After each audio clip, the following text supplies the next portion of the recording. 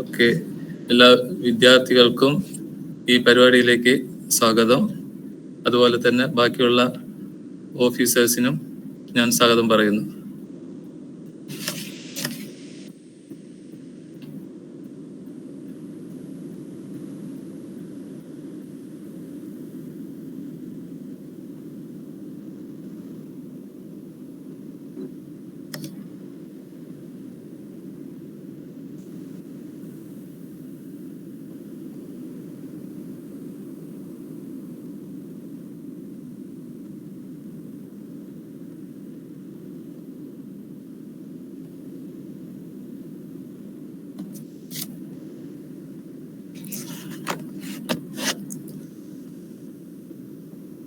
Hello, ഇന്നത്തെ topic IMDയെ പറ്റി കൂടുതൽ അറിയാം എന്നുള്ളതാണ് ഇന്നത്തെ നമ്മൾ ഈ ലെക്ചർ സീരീസിന്റെ ടോപ്പിക്. ഹലോ, കേൾക്കാവോ? കേൾക്കാൻ പറ്റുന്നുണ്ട് ബാബുരാജ്, പറഞ്ഞോളൂ. Okay okay.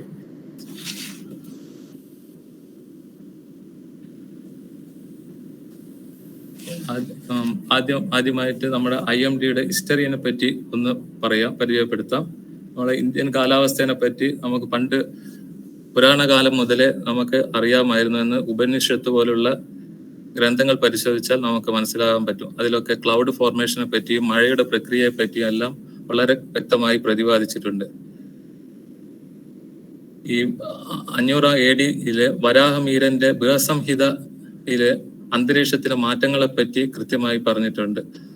അന്ന് തന്നെ അറിയാമായിരുന്നു മഴ പെയ്യുന്നതും മഴക്കാലത്ത് നല്ല മഴ ലഭിക്കുന്നത് ജനങ്ങൾക്കും അവിടുത്തെ കൃഷിക്കും എല്ലാം നല്ലതാണെന്ന് അന്നു മുതലേ അറിയാമായിരുന്നു.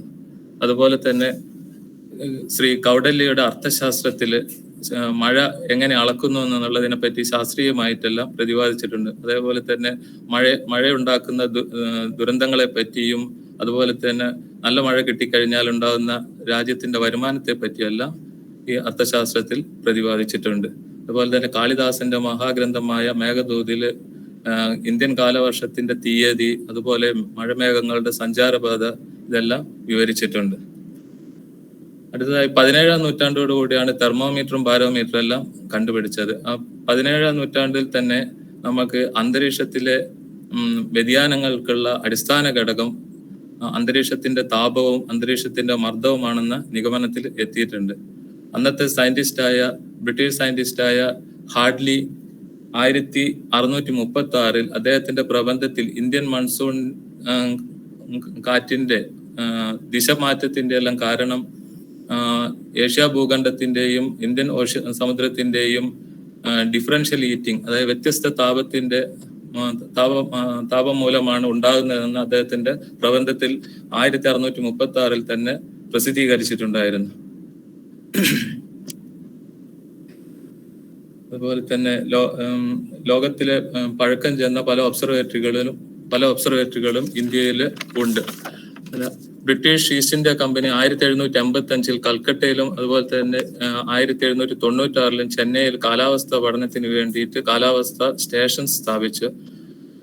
അതിനുശേഷം 1864 ഒരു വിനാശകരമായ ഒരു ചുഴലിക്കാറ്റ് കൽക്കട്ടയിൽ വീശുകയും അതിനുശേഷം 1867 1871 കാലവർഷം പരാജയപ്പെടുകയും ചെയ്തതോടുകൂടി 1875 ഇന്ത്യ ഗവൺമെന്റ് കാലാവസ്ഥ വകുപ്പ് സ്ഥാപിച്ചത്. അത് എല്ലാ കാലാവസ്ഥാ പ്രവർത്തനങ്ങളും ഒരു ഏജൻസിക്ക് കീഴിൽ കൊണ്ടുവരിക എന്നതായിരുന്നു അതിന്റെ ലക്ഷ്യം. അന്നത്തെ director general sir John Elliott ആയിരുന്നു ആദ്യത്തെ കാലാവസ്ഥാ നിരീക്ഷണ കേന്ദ്ര ഡയറക്ടർ ജനറൽ. ഇപ്പോഴത്തെ ഡയറക്ടർ ജനറൽ ഡോക്ടർ മൃത്യുഞ്ജയ മൊഹബത്രയാണ് ഇപ്പോഴത്തെ നമ്മൾ IMDയുടെ ഡയറക്ടർ ജനറൽ. അതുപോലെ അന്ന് കൽക്കട്ടയിൽ സ്ഥാപിച്ച ആസ്ഥാനം പിന്നീട് അത് ഷിംലയിലേക്കും അതിനുശേഷം പൂനെയിലേക്കും പിന്നെ ഇപ്പോൾ അത് ഡൽഹിയിലുമാണ് സ്ഥിതി ചെയ്യുന്നത്. കൽക്കട്ടയിലെ അന്നത്തെ ഓഫീസിന്റെ ചിത്രമാണ് ഇത്. അതുപോലെ തന്നെ പൂനെയിലുള്ളത്, അതുപോലെ അതിനുശേഷം ഡൽഹിയിലുള്ള ഇത്. ഈ 1875 കാലാവസ്ഥ പ്രവർത്തനം തുടങ്ങിയെങ്കിലും ഈ IMD കണ്ടിന്യൂസ് ആയിട്ട് അതിന്റെ അടിസ്ഥാന സൗകര്യങ്ങൾ വികസിപ്പിച്ചുകൊണ്ട് എല്ലാ മറ്റുള്ള ശാസ്ത്ര മേഖലയായിട്ടല്ല മേഖലയ്ക്ക് തുല്യമായ വളർച്ച കൈവരിക്കുക ചെയ്തിട്ടുണ്ടായിരുന്നു. പണ്ടുകാലത്ത് ഈ ഇന്റർനെറ്റും ഇമെയിൽ അങ്ങനത്തെ സൗകര്യങ്ങളൊന്നും ഇല്ലാത്ത കാലത്ത് ഈ കാലാവസ്ഥാ നിരീക്ഷണങ്ങളും അതിന്റെ പ്രവചനങ്ങളും എല്ലാം സമയത്ത് എത്തിച്ചേരേണ്ടത് കൊണ്ട് അത് ടെലഗ്രാം രൂപത്തിലാണ് അന്ന് കാലത്ത് അത് അയച്ചുകൊണ്ടിരുന്നത്. ടെലഗ്രാം രൂപത്തിൽ അയക്കാൻ വേണ്ടിയിട്ട് ഈ മെസ്സേജുകളെല്ലാം വളരെ പ്രിസൈസ് ആയിട്ട് കോഡഡ് ഫോമിലാണ് അയച്ചിരുന്നത്. വെതർ ടെലഗ്രാം ഉപയോഗിച്ച് അയച്ചിരുന്നത്. അതുപോലെ തന്നെ പിന്നീട് ആഗോള ഡാറ്റ കൈമാറ്റത്തിന് വേണ്ടിയിട്ട് മെസ്സേജ് സ്വിച്ചിങ് സിസ്റ്റം എന്ന കമ്പ്യൂട്ടർ IMD-യിലാണ് ആദ്യമായിട്ട് സ്ഥാപിച്ചത്. അതുപോലെ തന്നെ ഈ വികസന രാജ്യങ്ങളിൽ ഇന്ത്യയാണ് ആദ്യം തന്നെ ഈ കാലാവസ്ഥാ പഠനത്തിനും അതുപോലെ തന്നെ എസ്പെഷ്യലി ഫോർ ഈ സൈക്ലോൺ പ്രവചനത്തിനും വേണ്ടിയിട്ട് ഇൻസാറ്റ് ഉപഗ്രഹം വിക്ഷേപിച്ചത്. ഇന്ത്യയാണ് അത് വിക്ഷേപിച്ചത്. ഇപ്പൊ അതുപോലെ തന്നെ ഈ തിരുവനന്തപുരത്തിന്റെ ഹിസ്റ്ററി പരിശോധിച്ച് നോക്കുകയാണെങ്കിൽ തിരുവനന്തപുരം കാലാവസ്ഥാ നിരീക്ഷണ കേന്ദ്രത്തിന്റെ ഹിസ്റ്ററി പരിശോധിച്ച് നോക്കുകയാണെങ്കിൽ അത് 1836 തിരുവിതാംകൂർ മഹാരാജാവാണ് ട്രിവാൻഡ്രം ഒബ്സർവേറ്ററി സ്ഥാപിച്ചത്. അന്നത്തെ ട്രാവൻകൂർ ഗവൺമെന്റിന്റെ കൊമേഴ്സ്യൽ ഏജന്റായ ഒരു ജോൺ ക്ലാഡിക്കോട്ട് എന്ന ആളുടെ മേൽനോട്ടത്തിലാണ് ജ്യോതിശാസ്ത്രവും കാലാവസ്ഥയും പറ്റിയും വേണ്ടിയുള്ള കാലാവസ്ഥയ്ക്കും വേണ്ടിയുള്ള വർക്കുകൾക്ക് വേണ്ടി ഇത് ഡിസൈൻ ചെയ്തത്. പിന്നീട് അത് 1852 ഭൗമകാന്തിക പഠനത്തിന് വേണ്ടിയിട്ട് കാന്തിക ഒബ്സർവേഷൻ എടുക്കാൻ ആരംഭിച്ചു. 1853 അത് കാലാവസ്ഥ നിരീക്ഷണ കേന്ദ്രം അതിൻ്റെ അകത്തുനിന്ന് ഉടലെടുത്തു. പിന്നെ 1927 ഇത് ഈ ഒബ്സർവേറ്ററി രണ്ടായി വിഭജിച്ച് അസ്ട്രോണമിക്കൽ ഒബ്സർവേറ്ററിയും ജ്യോതിശാസ്ത്ര ഒബ്സർവേറ്ററിയും കാലാവസ്ഥ ഒബ്സർവേറ്ററി ആയിട്ട് രണ്ടായി തിരിഞ്ഞത്. 1927 തന്നെ ഇന്ത്യ ഗവൺമെന്റ് ഇതിനെ അംഗീകരിക്കുകയും ഈ ഒബ്സർവേറ്ററിയിൽ നിന്ന് ഈ നിരീക്ഷണങ്ങൾ പ്രവചനങ്ങൾക്ക് വേണ്ടി അത് പൂനെയിലേക്ക് ടെലഗ്രാം വഴി അയക്കാനും തുടങ്ങി. പിന്നെ അടുത്തതായി നോക്കുന്നവരും ഈ IMD-യുടെ വിഷൻസ് ആൻഡ് മിഷൻസ് ആണ്. IMD-യുടെ കാഴ്ചയും ദൗത്യവും. ഇപ്പൊ IMD-യുടെ കാലാവസ്ഥാ നിരീക്ഷണങ്ങളും പ്രവചനങ്ങളും കാലാവസ്ഥാ സെൻസിറ്റീവ് പ്രവർത്തനങ്ങളുടെ മികച്ച പ്രവർത്തനത്തിനായി ഉപയോഗപ്പെടുത്തുക എന്നുള്ളതാണ്. പിന്നെ രണ്ടാമതായി പറയുമ്പോൾ ഒരു കാലാവസ്ഥ അപകടവും കണ്ടുപിടിക്കാതെയും പ്രവചിക്കപ്പെടാതെയും പോകരുത്. So no weather hazard to be undetected and predicted. Next അടുത്തത് ന്യായമായ ലീഡ് സമയം ഉപയോഗിച്ച് അപകടങ്ങൾക്കെതിരെ കൃത്യമായ മുന്നറിയിപ്പ് നൽകുക. പിന്നെ നമുക്ക് IMD ആണ് ഈ ഗവൺമെന്റിന്റെ നോഡൽ ഏജൻസി, അതായത് കാലാവസ്ഥാ സേവനങ്ങൾക്കുള്ള നോഡൽ ഏജൻസി IMD ആണ്. അതുപോലെ തന്നെ ഈ IMD ഫോർകാസ്റ്റ് കൊടുക്കുന്നത് പൊതുസുരക്ഷയ്ക്കും സാമൂഹിക സാമ്പത്തിക നേട്ടങ്ങൾക്കുമായിട്ടാണ് കാലാവസ്ഥാ സേവനങ്ങൾ IMD നൽകുന്നത്. ഗ്ലോബൽ റിക്വയർമെന്റ്സ് ഓഫ് IMD എന്താ ആഗോള ആവശ്യം, IMD-ന്റെ ആഗോള ആവശ്യം എന്താണ്? ലോക കാലാവസ്ഥാ സംഘടനകൾക്ക് കീഴിലുള്ള ആഗോള ആവശ്യങ്ങൾക്ക് വേണ്ടിയിട്ടാണ് IMD വർക്ക് ചെയ്യുന്നത്, IMD പ്രവർത്തിക്കുന്നത്. അതുപോലെ തന്നെ WMO ലോക ആഗോള മീറ്ററോളജിക്കൽ ഓർഗനൈസേഷൻ എല്ലാ പോളിസികളും അതിന്റെ അംഗരാജ്യങ്ങൾ നടപ്പാക്കുന്ന രീതിയിലുള്ള നയങ്ങളാണ് നടപ്പാക്കുന്നത്. അതിൽ ഇന്ത്യയും ഒരു അംഗരാജ്യമാണ്. അതുപോലെ തന്നെ കാലാവസ്ഥാ സേവനങ്ങൾക്ക് എല്ലാ സേവനങ്ങളും ഹ്യൂമൻ കൈൻഡിന് വേണ്ടിയിട്ടാണ്, മനുഷ്യരാശിക്ക് വേണ്ടിയിട്ടുള്ളതാണ് എല്ലാ കാലാവസ്ഥാ സേവനങ്ങളും. അതുപോലെ തന്നെ അതിന്റെ ഉത്തരവാദിത്തങ്ങളും ഈ തത്സമയ ഒബ്സർവേഷൻസ്, തത്സമയ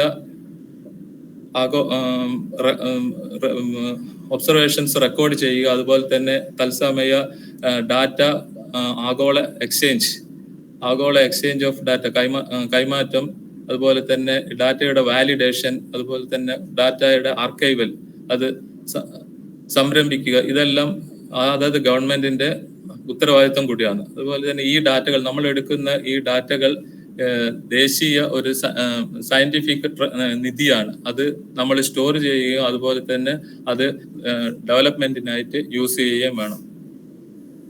അതുപോലെ IMD's division dealing with special subject. IMDയുടെ എല്ലാ ഡിവിഷൻ എന്തെല്ലാം ഡിവിഷൻസ് ആണ് ഹാൻഡിൽ ചെയ്യുന്നത്. ഇപ്പൊ സിവിൽ ഏവിയേഷൻ വ്യോമയാനത്തിന് വേണ്ടിയിട്ടുള്ള എല്ലാ കാര്യങ്ങളും IMD ഫോർകാസ്റ്റ് കൊടുക്കുന്നു, അതെല്ലാം ചെയ്യുന്നുണ്ട്. അതുപോലെ ഹൈഡ്രോമീറ്ററോളജിക്ക് ഉള്ള കാര്യങ്ങളെല്ലാം ചെയ്യുന്നുണ്ട്. ഇൻസ്ട്രുമെന്റേഷൻ സൈഡ് ഉണ്ട്, ക്ലൈമറ്റോളജിക്കൽ സൈഡ് ഉണ്ട്, സാറ്റലൈറ്റ് മീറ്ററോളജി ഉണ്ട്. അതുപോലെ തന്നെ IMD ട്രെയിനിങ് കൊടുക്കുന്നുണ്ട് പല മേഖലകളിലും. പിന്നെ കൃഷി കാലാവസ്ഥ, agriculture meteorology, positional astronomy, meteorological telecommunication, regional specialised പ്രാദേശിക പ്രത്യേക കാലാവസ്ഥാ സെന്ററുകൾ, പിന്നെ ഭൂകമ്പ ശാസ്ത്രം, എൻവയോൺമെന്റൽ മോണിറ്ററിംഗ് ആൻഡ് എയർ പൊല്യൂഷൻ, ഇതെല്ലാം ഇത്തരം സ്പെഷ്യലൈസ്ഡ് സബ്ജക്റ്റ് എല്ലാം IMD ഡീൽ ചെയ്യുന്നുണ്ട്. അതുപോലെ തന്നെ IMD's മീറ്ററോളജിക്കൽ കമ്മ്യൂണിക്കേഷൻ നെറ്റ്വർക്ക്, ആശയവിനിമയത്തിനുള്ള മീറ്ററോളജിക്കൽ നെറ്റ്വർക്ക് കമ്മ്യൂണിക്കേഷൻ ഉണ്ട്. അതുപോലെ തന്നെ സർഫസ് ഒബ്സർവേറ്ററി, ഉപരിതല നിരീക്ഷണ ശൃംഖല, upper air observation network, IMD radar network, ozone monitoring network, radiation network, voluntary observing fleets, then air pollution monitoring network, NWP system, ഇതെല്ലാം IMDയുടെ നെറ്റ്വർക്കിൽപ്പെട്ട ഏരിയകളാണ്.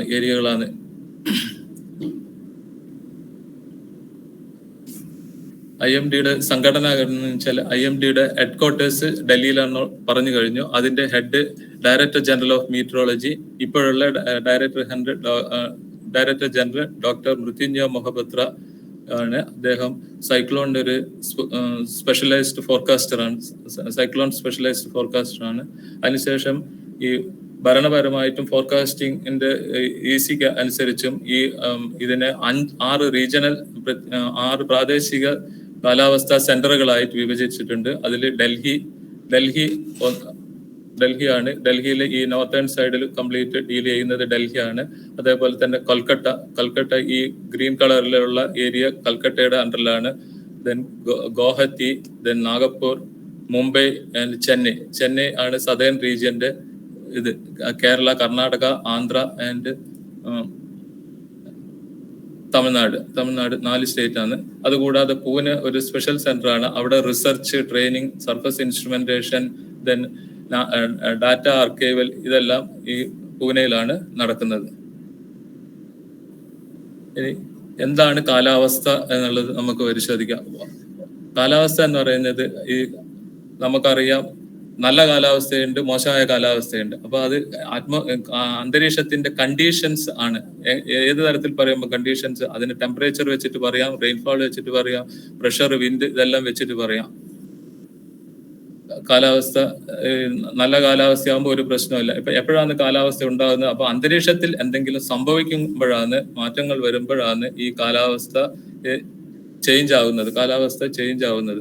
അപ്പം നമുക്ക് നല്ല കാലാവസ്ഥ കിട്ടണമെങ്കിൽ അതിന് കൃത്യമായ നിരീക്ഷണങ്ങളാണ് പ്രവചനത്തിന് വേണ്ടുള്ള ഇൻപുട്ട്. കാലാവസ്ഥയുടെ ഒബ്സർവേഷൻസ് വളരെ കൃത്യമായി എടുത്ത് നമ്മളത് മോഡൽ ഫോർകാസ്റ്റ് ആയാലും സിനോപ്റ്റിക് ഫോർകാസ്റ്റ് ആയാലും അത് കൃത്യമായ ഒബ്സർവേഷൻ ഉണ്ടെങ്കിൽ മാത്രമാണ് കൃത്യമായ ഫോർകാസ്റ്റ് നമുക്ക് ലഭിക്കുകയുള്ളൂ. എവിടെ നിന്നാണ് നിരീക്ഷണം ലഭിക്കുന്നത്? നമുക്ക് നിരീക്ഷണങ്ങൾ ലഭിക്കാനായി IMD രാജ്യത്തെല്ലായിടത്തും കാലാവസ്ഥാ നിരീക്ഷണ കേന്ദ്രങ്ങൾ സ്ഥാപിച്ചിട്ടുണ്ട്. നിരവധി കാലാവസ്ഥാ നിരീക്ഷണങ്ങൾ സ്ഥാപിച്ചിട്ടുണ്ട്. ഇപ്പൊ നമുക്ക് മനസ്സിലാക്കാം, ഈ കാലാവസ്ഥ മോശമാകുന്നത് ഈ അന്തരീക്ഷത്തിന് എന്തെങ്കിലും പ്രശ്നം വരുമ്പോഴാണ്. ആ പ്രശ്നത്തെ നമ്മൾ മനസ്സിലാക്കാൻ വേണ്ടിയിട്ടാണ് ഈ ഒബ്സർവേറ്ററി. ഇപ്പൊ നമുക്ക് എന്തെങ്കിലും അസുഖങ്ങളും കാര്യങ്ങളും വന്നു കഴിഞ്ഞാൽ നമ്മൾ ഡോക്ടറെ അടുത്ത് പോയി കഴിഞ്ഞാൽ അവിടെ നമുക്ക് പനിയുണ്ടെങ്കിൽ തെർമോമീറ്റർ വെച്ച് നമ്മൾ ടെമ്പറേച്ചർ മെഷർ ചെയ്യും. അതുപോലെ സപ്പോസ് ചില ആൾക്കാർക്ക് BP ഉണ്ടാവും, BP മെഷർ ചെയ്യും, ബ്ലഡ് പ്രഷർ മെഷർ ചെയ്യും. അതുപോലെ എക്സ്റേ എടുക്കും. അപ്പൊ എക്സ്റേ എടുത്തു കഴിഞ്ഞാൽ എന്തെങ്കിലും ഉണ്ടെങ്കിൽ എക്സ്റേ ഫോട്ടോസ് വെച്ചിട്ട് ഡയഗ്നോസ് ചെയ്യും. അതുപോലെ തന്നെ ECG, എക്കോസ് എടുക്കും. എക്കോസ് ECG എടുത്ത് നോക്കും. അതേപോലെ തന്നെ അന്തരീക്ഷത്തിന്റെ പ്രശ്നങ്ങളും നമ്മൾ ഇത്തരത്തിൽ തന്നെയാണ്.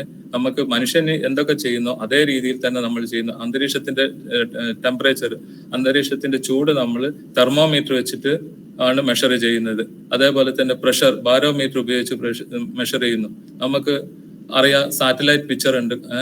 സാറ്റലൈറ്റ് പിക്ചർ ഉപയോഗിച്ച് നമുക്ക് കിട്ടുന്നത് ഈ എക്സ്റേ പിക്ചറിന് അല്ലെങ്കിൽ സ്കാൻ ചെയ്ത പിക്ചറിന് തുല്യമായിട്ടുള്ള പിക്ചേഴ്സ് ആണ് കിട്ടുന്നത്. റഡാർ ഉണ്ട്. റഡാർ എക്കോസ് വെച്ച് നമുക്ക് ECGക്ക് തുല്യമായിട്ടുള്ള ഈ പിക്ചേഴ്സ് എല്ലാം കിട്ടും.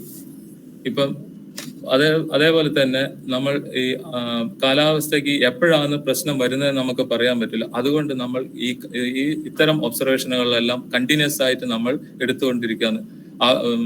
ഇത് ഇന്ത്യയിൽ മാത്രമല്ല, ലോകത്ത് എല്ലായിടത്തിലും ഒരേ സമയത്താണ്.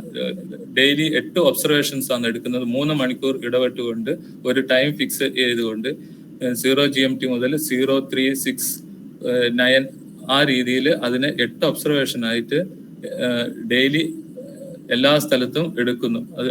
അപ്പൊ നമുക്ക് ഇന്ത്യയിൽ നോക്കുകയാണെങ്കിൽ സർഫസ് ഒബ്സർവേറ്ററികൾ നെറ്റ്വർക്കാണ് ഇത്. ഇത്രയും നെറ്റ്വർക്ക് ഏകദേശം 559 സർഫസ് ഒബ്സർവേറ്ററികൾ ഇന്ത്യയിലുണ്ട്. ഇത് മേനൽ ഒബ്സർവേറ്ററി ആണ്. അതുപോലെ തന്നെ അപ്പർ എയർ ഒബ്സർവേഷൻ ഉണ്ട്.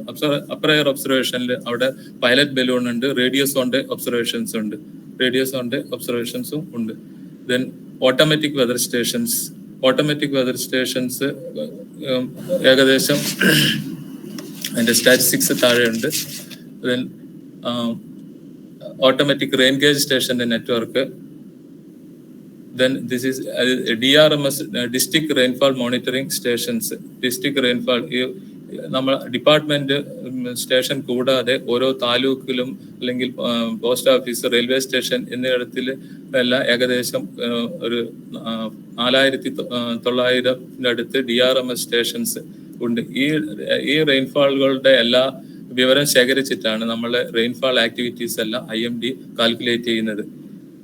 എല്ലാ സ്റ്റേഷനും രാവിലെ 8:30 ഒബ്സർവേഷൻ എടുത്തതിന് ശേഷം റെയിൻഫാൾ മെഷർ ചെയ്തതിന് ശേഷം അതത് സ്റ്റേഷൻ അവർ ഏത് സ്റ്റേഷനാണോ ഡീൽ ചെയ്യുന്ന ആ സ്റ്റേഷനിലേക്ക് അയച്ചു കൊടുത്ത് അതിനുശേഷം അവിടെ നിന്ന് അത് ഫോർകാസ്റ്റിംഗ് സെന്ററിലേക്ക് ആണ് അയച്ചു കൊടുക്കുന്നത്. അതുപോലെ തന്നെ അഗ്രോമീറ്ററോളജിക്കൽ ഒബ്സർവേഷൻ നെറ്റ്വർക്കാണ്. ഇവിടെ മറ്റുള്ള ഒബ്സർവേഷനേക്കാൾ കഴിച്ച് വേറെ അഡീഷണൽ ആയിട്ട് കുറെ ഒബ്സർവേഷൻസും എടുക്കുന്നുണ്ട് അഗ്രികൾച്ചർ പർപ്പസിന് വേണ്ടിയിട്ടുള്ള. അതേപോലെ തന്നെ ഇവിടെ റേഡിയേഷൻ നെറ്റ്വർക്ക് ഉണ്ട്. പല സ്റ്റേഷനിലും റേഡിയേഷൻ നെറ്റ്വർക്ക് ഉണ്ട്. ട്രിവാൻഡ്രത്തുണ്ട്, മിനിക്കോയ് ഉണ്ട്, അമിനി ഉണ്ട് നമുക്ക് കേരളത്തിൽ. ഓക്കെ. ദെൻ റഡാർ നെറ്റ്വർക്കിൽ കേരളത്തിൽ 2 സ്ഥലത്താണുള്ളത്, കൊച്ചിയിലും ട്രിവാൻഡ്രത്തും. ഏകദേശം ഇന്ത്യയിൽ 29ഓളം റഡാർ സ്റ്റേഷൻസ് ഉണ്ട്. അത് ഏകദേശം മൊത്തം ഇന്ത്യ കവർ ചെയ്യുന്ന രീതിയിൽ ആയിക്കൊണ്ടിരിക്കുകയാണ്. ഇനി ചെറിയ ചെറിയ ഗ്യാപ്പുകളേ ഉള്ളൂ റഡാർ വരാത്തത്. അവിടെയും റഡാർ വരും എന്നുള്ളതാണ് പ്രതീക്ഷ. Then ozone observations. ഇതാണ് ഓസോൺ ഒബ്സർവേഷന്റെ നെറ്റ്വർക്ക്. സോ ട്രിവാൻഡ്രത്ത് ഓസോൺ സോണ്ടെ ഒബ്സർവേഷൻ ഉണ്ട്. അതുപോലെ തന്നെ സർഫസ് ഓസോൺ ഒബ്സർവേഷനും നടക്കുന്നുണ്ട്.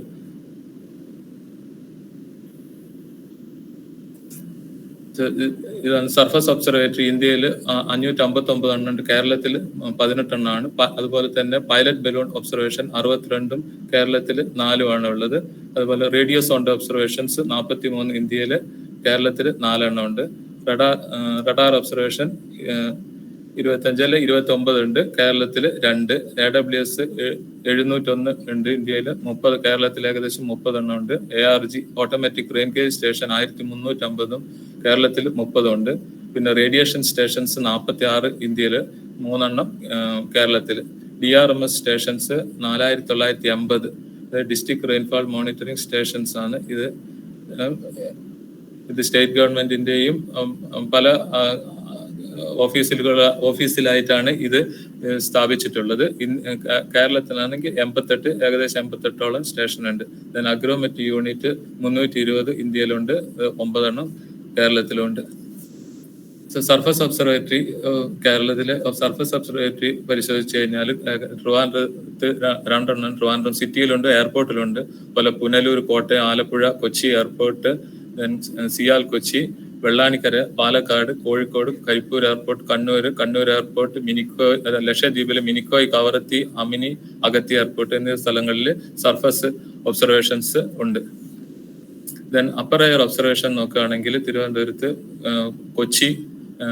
തിരുവനന്തപുരം, കൊച്ചി, മിനിക്കോയ്, അമിനി ദ്വീപ് ഇതിങ്ങനെ 4 സ്റ്റേഷനിലാണ് ഈ റേഡിയോ സൗണ്ട് ഒബ്സർവേഷൻ നടക്കുന്നത്. ഇവിടെ ഡെയിലി 2 ഒബ്സർവേഷൻസ് എടുക്കും. അതേപോലെ പൈലറ്റ് ബലൂൺ ഒബ്സർവേഷൻസ് തിരുവനന്തപുരം, കൊച്ചിയിൽ പൈലറ്റ് ബലൂൺ ഇല്ല, മിനിക്കോയ് ആൻഡ് അമിനി ഇങ്ങനെ 4 സ്റ്റേഷനിലായിട്ട് പൈലറ്റ് ബലൂൺ ഒബ്സർവേറ്ററി ഉണ്ട്. ഇതാണ് ഒരു typical layout of the surface ഒബ്സർവേറ്ററിയുടെ ലേ ഔട്ട് ആണ്. ഇവിടെ ഒബ്സ്ട്രക്ഷൻസ് ഒന്നും ഇല്ലാതെ ഒരു ക്ലിയർ ആയിട്ടുള്ള സ്ഥലത്താണ് നമ്മൾ ഒബ്സർവേറ്ററി സാധാരണ സ്ഥാപിക്കുക.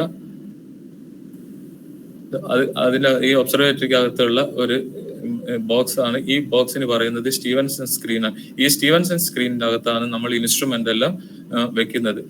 നമ്മൾ തെർമോമീറ്റർ, അതുപോലെ തന്നെ ഓട്ടോമാറ്റിക് റെക്കോർഡിംഗ് ഇൻസ്ട്രുമെന്റ്സ് എല്ലാം ഉണ്ട്. ഇതെല്ലാം ഡയറക്റ്റ് സൺലൈറ്റിൽ എക്സ്പോഷർ വരാതിരിക്കാൻ വേണ്ടിയിട്ട് നമ്മൾ ഇത് ഒരു ഫുള്ളി വെന്റിലേറ്റഡ് ആയിട്ടുള്ള ഒരു സ്ക്രീനാണ്.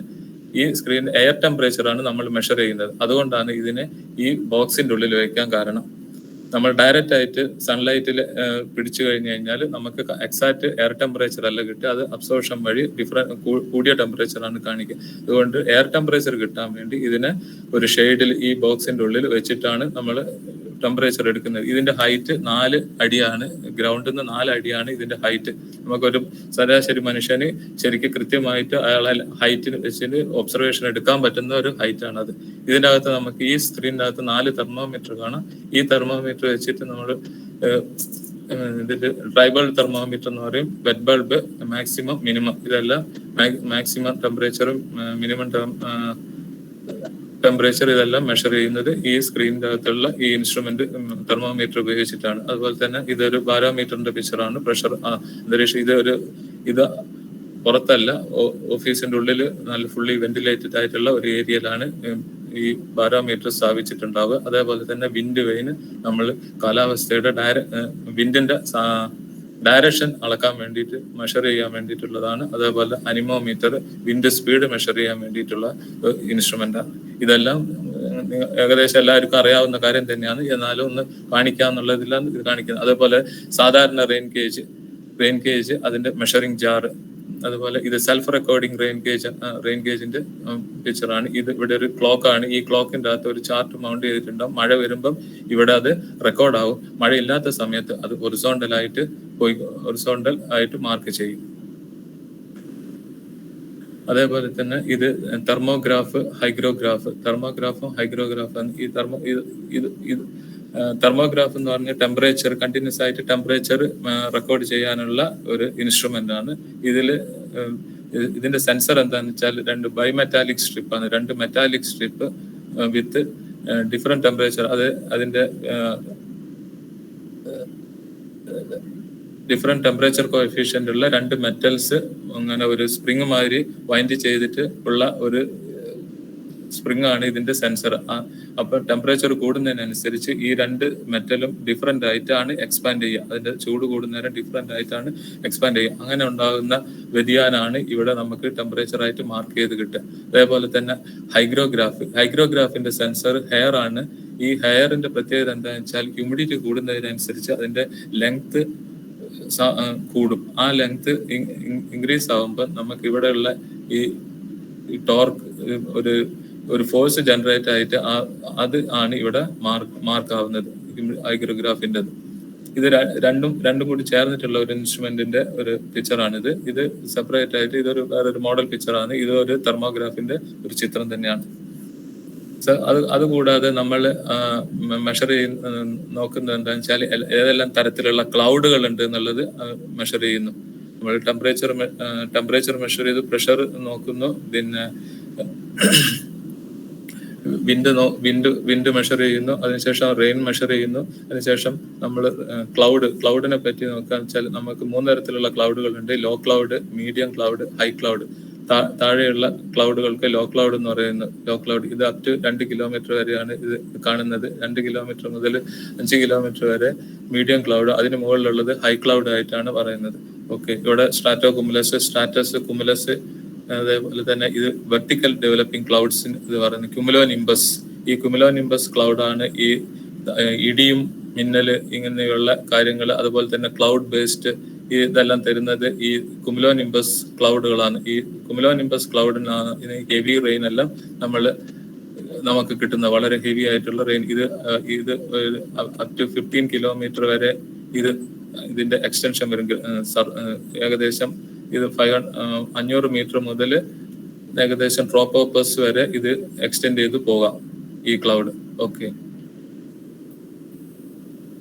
അടുത്തതായത് ഇതാണ് പൈലറ്റ് ബലൂണിന്റെ ഒരു പിക്ചർ. പൈലറ്റ് ബലൂൺ ഒബ്സർവേഷൻ, നമുക്ക് സർഫസ് ഒബ്സർവേഷൻ എടുക്കാം. സർഫസിലുള്ള എല്ലാ കാര്യങ്ങളും കിട്ടും. അതേസമയം അപ്പർ എയറിലുള്ള വിൻഡിന്റെ സ്പീഡ്, ഡയറക്ഷൻ ഇതെല്ലാം കണ്ടുപിടിക്കാൻ വേണ്ടിയിട്ട് നമ്മൾ ഒരു പൈലറ്റ് ബലൂണിന് ഒബ്സർവേഷൻ, ഇതിന് പൈലറ്റ് ബലൂൺ എന്നാണ് പറയുന്നത്. ഇതിന്റെ പൈലറ്റ് ബലൂൺ എന്ന് പറഞ്ഞു കഴിഞ്ഞാൽ എന്തുകൊണ്ടാണ് പൈലറ്റ് ബലൂൺ എന്ന് പറയുന്നത് വെച്ചാല് ഏതൊരു സാധനത്തിന്റെയും ആദ്യം പോകുന്നത് ഇതിനെയാണ് പൈലറ്റ് എന്ന് പറയുന്നത്. ഇപ്പൊ ഒരു VIP പോകുകയാണെങ്കിൽ ഒരു പൈലറ്റ് വെഹിക്കിൾ, അതായത് VIP മുമ്പിൽ ഒരു വെഹിക്കിൾ പോകുന്നതിന് അതിന് പൈലറ്റ് വെഹിക്കിൾ എന്ന് പറയും. അതേപോലെ ഈ ബലൂൺ കാറ്റിന്റെ മുമ്പേ പോകുന്നത് കൊണ്ടാണ് ഇതിനെ പൈലറ്റ് ബലൂൺ എന്ന് പറയാൻ കാരണം.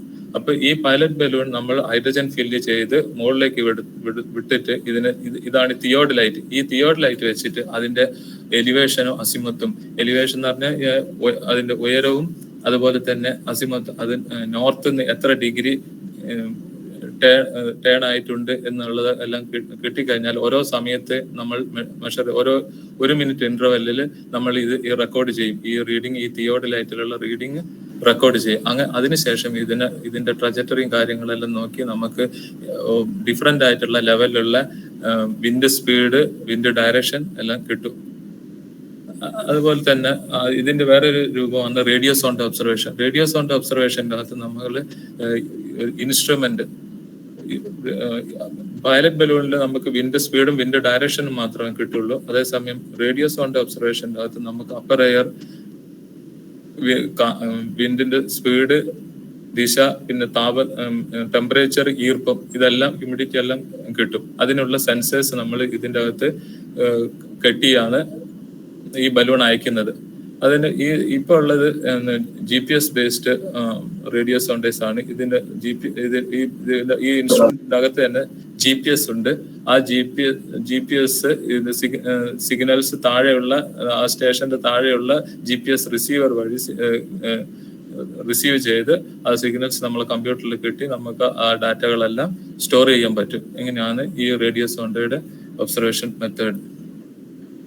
ഈ എടുക്കുന്ന ഒബ്സർവേഷൻസ് എല്ലാം ഇപ്പൊ നമ്മൾ എല്ലാ സ്ഥലത്തുള്ള ഒബ്സർവേഷൻസ് എടുത്തു കഴിഞ്ഞ്, ഒബ്സർവേഷൻസ് ഒരേ സമയത്ത് എടുക്കുക എന്ന് പറഞ്ഞിട്ടുണ്ട്. ആ ഒബ്സർവേഷൻസ് എല്ലാം ഇതേ രീതിയിൽ ഒരു സർഫസ് ചാർട്ടിൽ, നമ്മൾ സർഫസ് ഒബ്സർവേഷൻസ് ആണ്, സർഫസ് ഒബ്സർവേഷൻസ് എല്ലാം ഈ ചാർട്ടിൽ പ്ലോട്ട് ചെയ്ത് ഇതേപോലെ ഐസോബാറിക് അനാലിസിസ് ചെയ്യാൻ. ഐസോബാർ എന്ന് പറഞ്ഞു കഴിഞ്ഞാൽ lines joining areas of equal pressure. ഏതെല്ലാം ഏരിയ കൂടിയാണോ ഒരേ പ്രഷർ പോകുന്ന ആ സ്ഥലത്തെ ജോയിൻ ചെയ്യുന്ന രേഖയ്ക്കാണ് ഐസോബാർ എന്ന് പറയുന്നത്. അങ്ങനെ ഐസോബാർ വരുന്നതിന് ശേഷം നമുക്ക് ഈ ഏതെല്ലാം ഏരിയയിൽ ലോ പ്രഷർ ഉണ്ട്, ഹൈ പ്രഷർ ഉണ്ട് എന്നെല്ലാം കണ്ടുപിടിക്കാം. എപ്പോഴും നമുക്ക് അറിയാം ലോ പ്രഷർ ഏരിയ ആണ് കാലാവസ്ഥ തരുന്ന, വെതർ തരുന്ന ഒരു ഏരിയ. അതേസമയം ഹൈ പ്രഷറിൽ എപ്പോഴും നമുക്ക് ഫെയർ വെതർ ആയിരിക്കും, നല്ല കാലാവസ്ഥയായിരിക്കും ഉണ്ടാകുക. പക്ഷെ അപ്പം ഈ ലോ പ്രഷർ ആണ് നമ്മൾ ആദ്യമായിട്ട് കണ്ടുപിടിക്കുന്നത്. ഇത് മെനിയാന്ത ചാർട്ടാണ്. ഈ ഏരിയയിൽ അന്നൊരു ലോ പ്രഷർ സിസ്റ്റം ഉണ്ടായിരുന്നു. ഓക്കെ, ഈ സർഫസ് ചാർട്ടും അതിനുശേഷം നമ്മൾ അപ്പർ എയർ ഒബ്സർവേഷനുകളിൽ അപ്പർ എയർ ഒബ്സർവേഷനിൽ നമുക്ക് അറിയാം ഡിഫറെന്റ് ലെവലിലുള്ള, ഡിഫറെന്റ് ഹൈറ്റിലുള്ള വിൻഡുകൾ കിട്ടും. നമ്മളിപ്പോ ഒരു സ്റ്റേഷൻ അയക്കുന്നു, എല്ലാ സ്റ്റേഷനും ഇതേപോലെ ഒബ്സർവേഷൻ എടുക്കുന്നുണ്ട് ഒരേ സമയത്ത്. അങ്ങനെ ആ കിട്ടുന്ന ഈ വിൻഡ് എല്ലാം ഈ ഇങ്ങനത്തെ മാപ്പിൽ പ്ലോട്ട് ചെയ്തതിന് ശേഷം നമ്മൾ ഇതിനെ അനലൈസ് ചെയ്യുന്നു. ഇത് അനാലിസിസിന് പറയുന്നത് സ്ട്രീം ലൈൻ അനാലിസിസ് ആണ്. സ്ട്രീം ലൈൻ അനാലിസിസ് എന്ന് പറഞ്ഞു കഴിഞ്ഞാൽ വിൻഡിന്റെ ഫ്ലോയ്ക്ക് അനുസരിച്ച് ഉള്ള അനാലിസിസ്, സെയിം ഫ്ലോയ്ക്ക് അനുസരിച്ചുള്ള അനാലിസിസിനാണ് ഈ സ്ട്രീം ലൈൻ അനാലിസിസ് എന്ന് പറയുന്നത്. അപ്പൊ ഈ സ്ട്രീം ലൈൻ അനാലിസിസ് വഴി ഒരു ഫോർകാസ്റ്റർക്ക് ഈ ഇതിന്റെ പാറ്റേൺ എല്ലാം മനസ്സിലാവും. എവിടെയെല്ലാണ് സൈക്ലോണിക് സർക്കുലേഷൻ ഉള്ളത് അല്ലെങ്കിൽ ആന്റി സൈക്ലോണിക് സർക്കുലേഷൻ ഉള്ളത് എന്നെല്ലാം ഒരു ഫോർകാസ്റ്റർക്ക് ഈ മാപ്പ് കണ്ടു കഴിഞ്ഞാൽ ഈ സർഫസ് ചാർട്ട് പ്ലസ് 850 മില്ലി ബാറിലുള്ള ഒരു വെച്ചാൽ അതുവരെയുള്ള ഒരു 3 ഡയമെൻഷൻ പിക്ചർ കിട്ടും. അതേപോലെ തന്നെ 700 മില്ലി ബാർ വരെ അല്ലെങ്കിൽ 500 മില്ലി ബാർ വരെയുള്ള ഒരു ഐഡിയ കിട്ടും. അതിനുശേഷം ഇതാണ് കുറച്ചും കൂടി കൂടിയത് 300 HP, 200 HP, 100 HP. 300 HP എന്ന് പറഞ്ഞാൽ ഏകദേശം 9.5 കിലോമീറ്റർ, ഇത് 12.1, ഇത് 16.6 കിലോമീറ്റർ. അങ്ങനെ ഏകദേശം ഈ ലെവൽ വരെയുള്ള വിൻഡുകൾ എല്ലാം കിട്ടിക്കഴിഞ്ഞ് ഒരു ഫോർകാസ്റ്റർക്ക് എന്തൊക്കെയാണ് അന്തരീക്ഷത്തിൽ നടക്കുന്നതെന്നുള്ളതെല്ലാം മനസ്സിലാക്കാൻ കഴിയും. അത് വെച്ചിട്ടാണ് നമ്മൾ കാലാവസ്ഥ പ്രവചിക്കുന്നത്. ഇപ്പൊ ഈ 200 HP, 100 HP വിൻഡ് ലെവലൊക്കെ വെച്ചിട്ട് നമുക്ക് ഈ സൈക്ലോണിന്റെ ട്രാക്ക് വേണമെങ്കിൽ പറയാം. ഈ വിൻഡിന് പറയുന്നത് സ്റ്റിയറിംഗ് വിൻഡാണ്. ഈ ഒരു സൈക്ലോൺ ഈ ട്രാക്ക് കൂടെ പോവുകയാണെങ്കിൽ അതിന്റെ ഫ്ലോ ഇങ്ങനെയായിരിക്കും, അല്ലെങ്കിൽ ഇവിടെ എത്തിക്കഴിഞ്ഞാൽ അത് ഇങ്ങനെ റീകർവ് ചെയ്യാൻ സാധിക്കും എന്നൊക്കെയുള്ള ഒരു നിഗമനത്തിൽ ഇത്തരം ഈ ലെവലിലുള്ള വിൻഡുകൾ പരിശോധിച്ചു കഴിഞ്ഞാൽ നമുക്ക് മനസ്സിലാക്കാൻ പറ്റും. ഇതിന് പറയുന്നത് steering current of the cyclone. അത് കഴിഞ്ഞ് കഴിഞ്ഞാൽ നമുക്ക് റഡാർ പിക്ചേഴ്സ് ഉണ്ട്, സാറ്റലൈറ്റ് പിക്ചർ ഉണ്ട്, ഉപഗ്രഹ ചിത്രങ്ങളുണ്ട്. ഉപഗ്രഹ ചിത്രങ്ങളും ഈ ഫോർകാസ്റ്റിന് ഉപയോഗിക്കുന്നുണ്ട്. അത് കഴിഞ്ഞ് റഡാറിന്റെ പിക്ചറുകൾ ഇതെല്ലാം ഉപയോഗിച്ച് കഴിഞ്ഞ് കഴിഞ്ഞാൽ നമുക്ക് ഫോർകാസ്റ്റ് ചെയ്യാം. ഇപ്പൊ ഉള്ള ഫോർകാസ്റ്റ് എന്തെന്ന് വെച്ചാൽ അധികം ന്യൂമറിക്കൽ വെതർ പ്രഡിക്ഷൻ മോഡൽ വെച്ചിട്ടുള്ള ഫോർകാസ്റ്റുകളാണ് നമ്മൾ നടക്കുന്നത്. ഇത് GFS മോഡലുള്ള short to medium range forecast ആണ് ഇന്ത്യ IMD ഫോർകാസ്റ്റ് ചെയ്യുന്നത്. ഇപ്പൊ ഈ പിക്ചർ നോക്കിക്കഴിഞ്ഞാൽ നമുക്ക് 10 ദിവസത്തേക്കുള്ള ഫോർകാസ്റ്റുകളെ പറ്റി മനസ്സിലാക്കാൻ പറ്റും.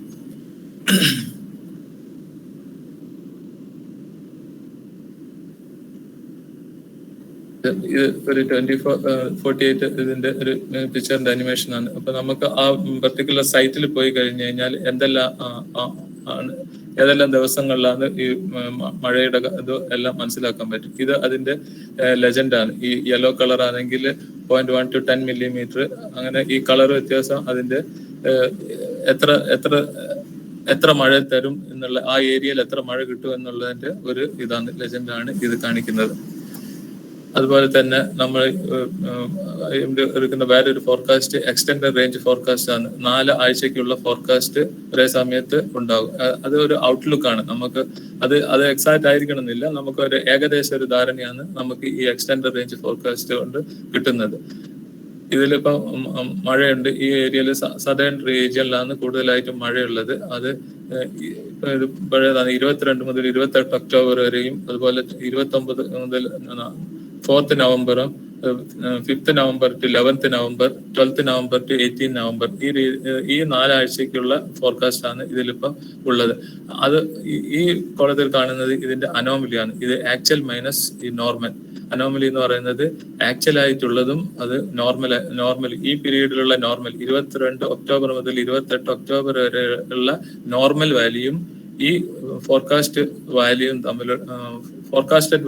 നോർമൽ വാല്യൂയും തമ്മിലുള്ള വ്യത്യാസമാണ് ഈ അനോമലി എന്ന് പറഞ്ഞിട്ട് ഓരോ കോളത്തിലും പ്ലോട്ട് ചെയ്തിട്ടുള്ളത്. അപ്പൊ ഇവിടെ കളറ് ഈ ഗ്രേ കളറ് ഇങ്ങനെ കൊണ്ടുവരുമ്പോൾ അനുസരിച്ച് പോസിറ്റീവ് ആണ്. അപ്പൊ ഈ ഏരിയയിൽ പോസിറ്റീവ് അനോമലിയാണ് കാണിക്കുന്നത്. ഈ ഏരിയയിൽ പോസിറ്റീവ് അനോമലിയാണ് കാണിക്കുക. അപ്പൊ അതിന്റെ അർത്ഥം ഇവിടെയൊക്കെ ഈ ആഴ്ചകളിൽ റെയിൻഫാള് കൂടുതലാണ്, നോർമലിനേക്കാളും കൂടുതലാണ് ഉണ്ടാവാൻ പോകുന്നത് എന്നുള്ളതാണ് ഇതിന്റെ അർത്ഥം. ഓക്കെ, ഈ യെല്ലോ കളർ കാണിക്കുന്നത് നെഗറ്റീവ് അനോമലിയാണ്. അവിടെ സാധാരണത്തേനേക്കാളും കുറവായിരിക്കും എന്നാണ് കാണിക്കുന്നത്.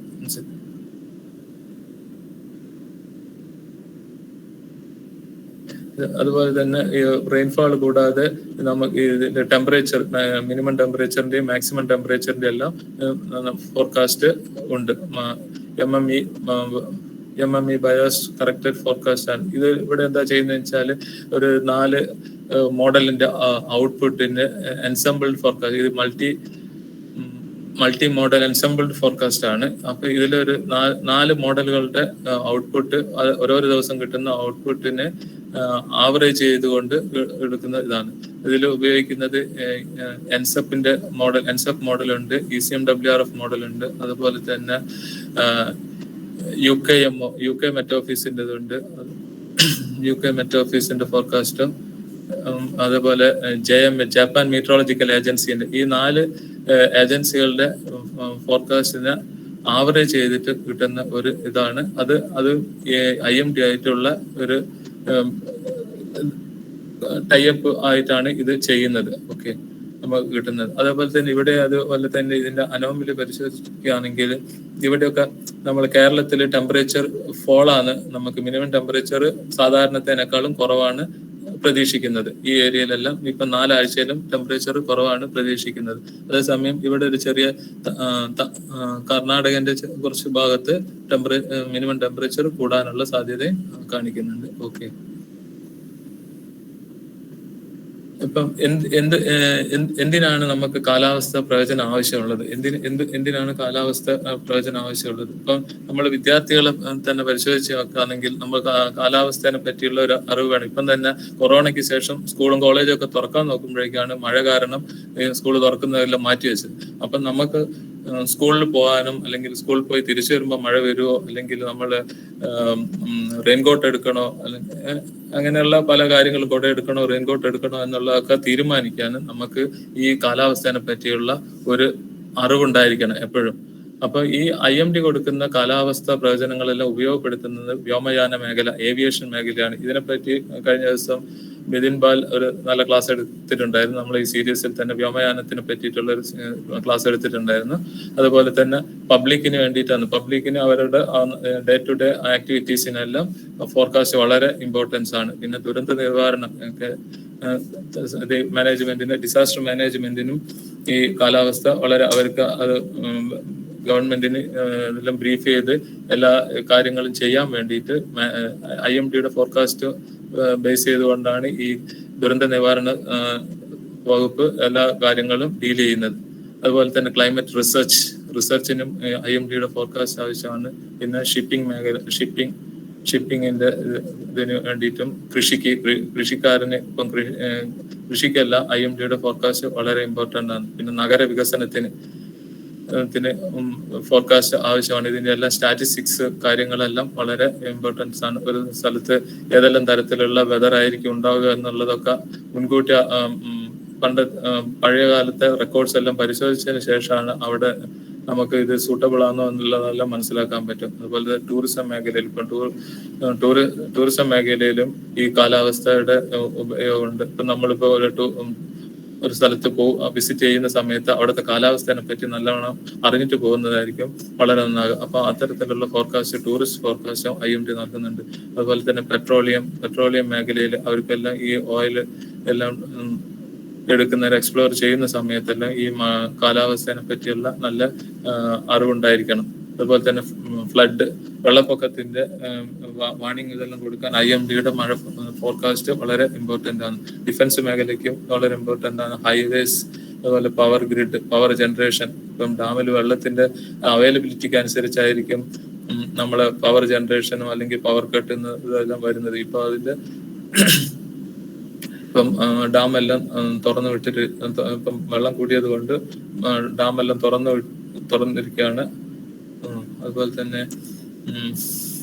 പരിതസ്ഥിതി, എയർ പൊല്യൂഷനെ പറ്റി ഉള്ള പഠനത്തിനും കാലാവസ്ഥ പ്രവചനം വളരെ ഇമ്പോർട്ടൻ്റ് ആണ്. സോ ഇത്തരത്തിലുള്ള സ്പെഷ്യലായിട്ടുള്ള ഫോർകാസ്റ്റ് നമ്മൾ അങ്ങനെ കൊടുക്കുന്നുണ്ടെങ്കിലും ഈ നമ്മൾ കൊടുക്കുന്ന ഡിഫറെന്റ് ആയിട്ടുള്ള ഫോർകാസ്റ്റുകളാണ്. ഒന്ന് ഡെസ്റ്റോം ഫോർകാസ്റ്റ് കൊടുക്കുന്നുണ്ട്, മൺസൂൺ ഫോർകാസ്റ്റ് കൊടുക്കുന്നുണ്ട്, ഹെവി റെയിൻ ഫോർകാസ്റ്റ് കൊടുക്കുന്നുണ്ട്, അഗ്രികൾച്ചർ അഡ്വൈസറി ഫോർകാസ്റ്റ് കൊടുക്കുന്നുണ്ട്, മറൈൻ ഫോർകാസ്റ്റ് കൊടുക്കുന്നുണ്ട്, ഏവിയേഷൻ കൊടുക്കുന്നുണ്ട്, cyclone forecast, fog forecast, then air pollution, മലിനീകരണ ഫോർകാസ്റ്റ് കൊടുക്കുന്നുണ്ട്, പിൽഗ്രിമേജ്, തീർത്ഥാടന ഫോർകാസ്റ്റ്, ദെൻ ഉഷ്ണതരംഗം, ശൈത്യതരംഗം ഈ ഫോർകാസ്റ്റ് കൊടുക്കുന്നുണ്ട്, സ്നോ ഫോർകാസ്റ്റ് കൊടുക്കുന്നുണ്ട്. ഇതെല്ലാം IMD കൊടുക്കുന്നുണ്ട് ഡിഫറെന്റ് മേഖലയ്ക്ക്. എല്ലാ ഫോർകാസ്റ്റ് കൊടുത്തു കഴിഞ്ഞാലും ഒരു നല്ല ഫോർകാസ്റ്റ് എപ്പോഴാണ് അത് സക്സസ് ആവുന്നത് എന്ന് നോക്കുന്നു. ഇപ്പൊ ഫോർകാസ്റ്റ് വെറുതെ ഫോർകാസ്റ്റ് കൊടുത്ത കാര്യം, ഫോർകാസ്റ്റ് എന്ന് പറഞ്ഞാൽ ആക്യുറേറ്റ്, ഈ ഒരു ഫോർകാസ്റ്റർ അത് ആക്യുറേറ്റ് ആയിട്ടുള്ള ഒരു ഫോർകാസ്റ്റ് കൊടുക്കണം, ആക്യുറേറ്റ് ആയിട്ടുള്ള ഫോർകാസ്റ്റ് കൊടുക്കണം. ആ ഫോർകാസ്റ്റ് അത് കൃത്യസമയത്ത് എത്തേണ്ട സ്ഥലത്ത് എത്തിച്ചേരണം. രണ്ടാമത്തെ കാര്യമാണ് അത്. മൂന്നാമത് അത് ജനങ്ങളുടെ പ്രതികരണം. ആ ഫോർകാസ്റ്റ് കിട്ടിക്കഴിഞ്ഞിട്ട് ജനങ്ങളുടെ പ്രതികരണം. ഇപ്പൊ ഒരു ഫോർകാസ്റ്റ് കിട്ടിക്കഴിഞ്ഞ് ജനങ്ങളോട് പറയുന്ന കാര്യം ജനങ്ങൾ ചെയ്തിട്ടില്ലെങ്കിൽ അതുകൊണ്ടൊരു കാര്യമില്ല. അപ്പൊ ഈ ഒരു നല്ല ഫോർകാസ്റ്റ് എന്ന് പറഞ്ഞാൽ ഈ 3 കാര്യങ്ങളുടെ ഒരു പ്രോഡക്റ്റ് ആണ്. ഇതിൽ ഏതെങ്കിലും ഒരെണ്ണം 0 ആയി പോയാൽ മൊത്തം റിസൾട്ടും 0 ആണ്. ഇപ്പൊ ഫോർകാസ്റ്റ് ആക്യുറേറ്റ് ഫോർകാസ്റ്റ് അല്ലെങ്കിൽ റിസൾട്ട് 0 ആണ്. അത് കൃത്യസമയത്ത് അവിടെ എത്തിച്ചേർന്നിട്ടില്ലെങ്കിലും അതിന്റെ ഫലം 0 ആണ്. അതുപോലെ തന്നെ നമ്മൾ കറക്റ്റ് ആയിട്ട് ഫോർകാസ്റ്റ് കൊടുത്ത് കൃത്യസമയത്ത് അവിടെ എത്തിച്ചേർന്ന് ജനങ്ങൾ അതിന് ഇപ്പം ഫിഷിങ്ങിന് പോകാന്ന് പറയുന്നത്, ഫിഷിങ്ങിന് ഈ സമയത്ത് ഫിഷിങ്ങിന് പോകരുത് എന്ന് പറഞ്ഞ ഇപ്പൊ IMD പ്രശ്നങ്ങളൊന്നും ഇല്ല എന്ന് പറഞ്ഞുകൊണ്ട് പോയി കഴിഞ്ഞു കഴിഞ്ഞാല് അത് ഇത് വാണിങ്ങിനെ വകവെക്കാതെ പോകുമ്പോൾ ഉണ്ടാകുന്ന അപകടം വരുത്തി വെക്കും. അപ്പോഴൊക്കെ ഇതിന്റെ റിസൾട്ട് 0 ആണ്. അപ്പൊ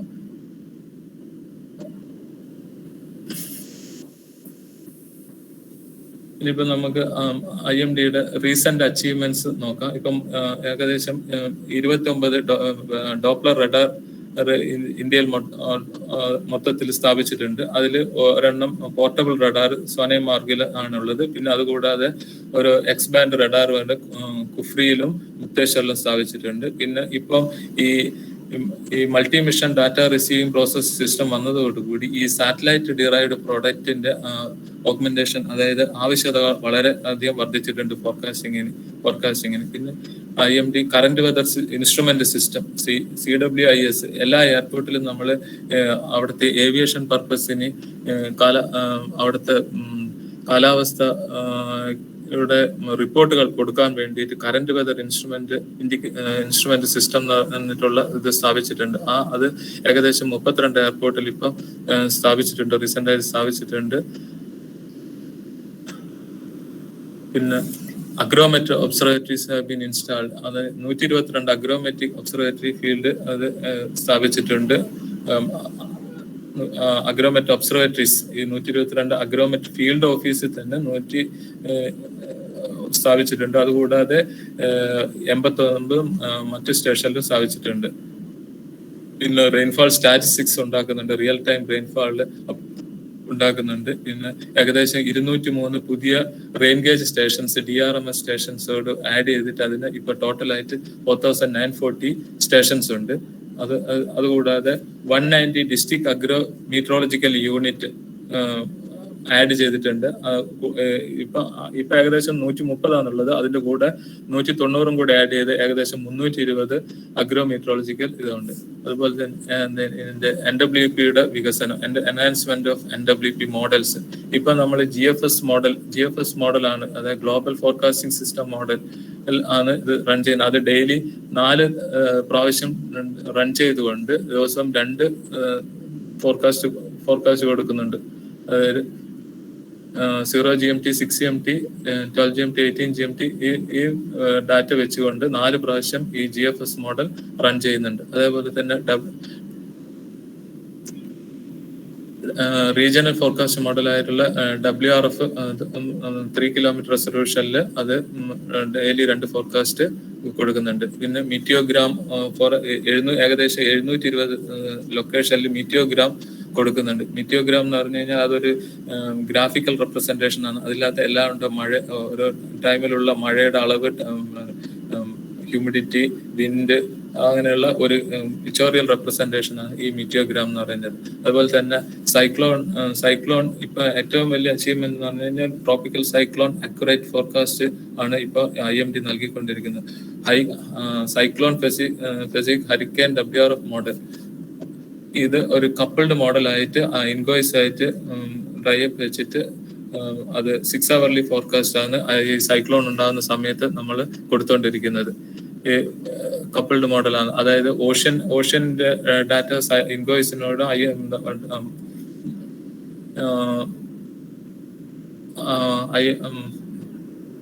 ലാൻഡിലെ ഡാറ്റ IMD ഉപയോഗിച്ച് ഇതിന്റെ ഒരു കപ്പിൾഡ് മോഡൽ റൺ ചെയ്യുന്ന INCOIS, Indian national centre for ocean information system.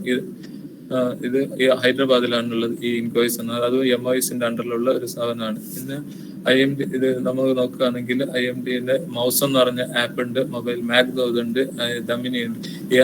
ഇത് മൗസം IMDന്റെ വെബ്സൈറ്റ് എല്ലാം നമുക്ക് ആക്സസ് ചെയ്യാം. അതുപോലെ തന്നെ മാഗ്ദൂത് എന്ന് പറഞ്ഞ അഗ്രികൾച്ചർ പർപ്പസിന് വേണ്ടിയിട്ടുള്ള ഇതുമാണ്.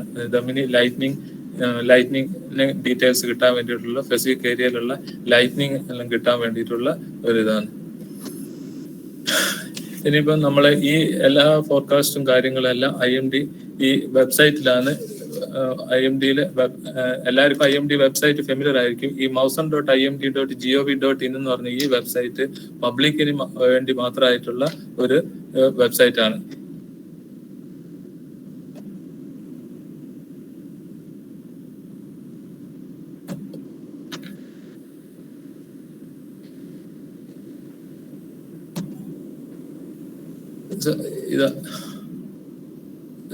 ഇതാണ് നമ്മള് IMD ന്യൂഡൽഹിയുടെ വെബ്സൈറ്റ്. ഇതിൽ പലതരത്തിലുള്ള ഫോർകാസ്റ്റ് ഉണ്ട്, വാർണിംഗ്സ് ഉണ്ട്, sub division wise, district wise, nowcasting ഉണ്ട്, district wise, station wise, specialised forecast ഉണ്ട്, പല ഇതുണ്ട്. അതേപോലെ തന്നെ നോക്കുകയാണെങ്കിൽ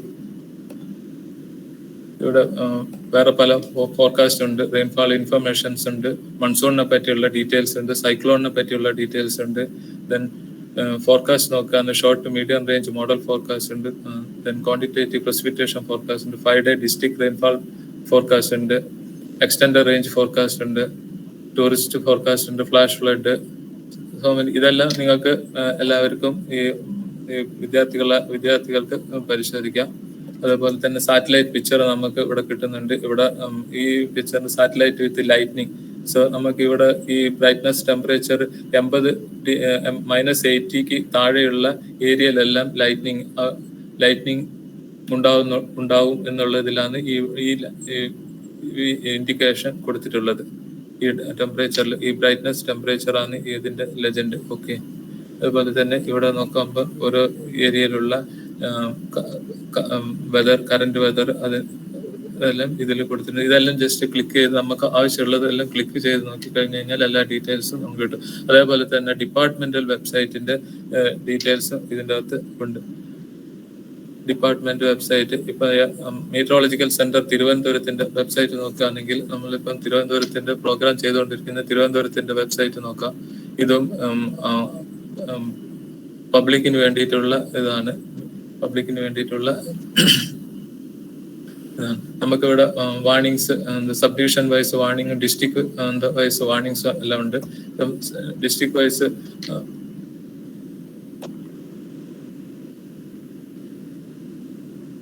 ഇപ്പൊ 5 days ഫോർകാസ്റ്റ് ആണ് ഇവിടെ കൊടുത്തിട്ടുള്ളത്.